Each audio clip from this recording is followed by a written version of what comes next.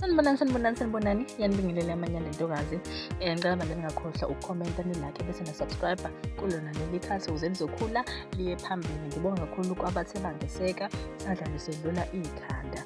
Kanti-ke ingane zakwethu alikho lishona lingenandaba zalo.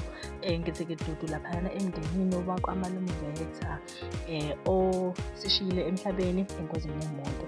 Kanti-ke kubonakala engathi sekuphenduke insakavukela umchilo wesidaba laphayana ngendaba ethinta iziboshwa eziveza impilo yangaphakathi ejele njengempilo enofonofo emnandi.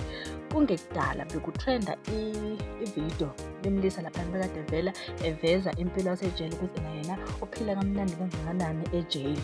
Manje-ke sekuvela enye futhi indaba laphayana ethinta khona ijele lase-Sun City lapho kuvele khona amaphoyisa epetulula ethola izinto ey'mangazayo ukuthi ngampela abantu ababoshiwe bayithola kanjani izinto ey'njenganalezi. Kubalwa khona amafoni, wena TV na wena ama-drugs, wena gwayi, ngibala ntoni na.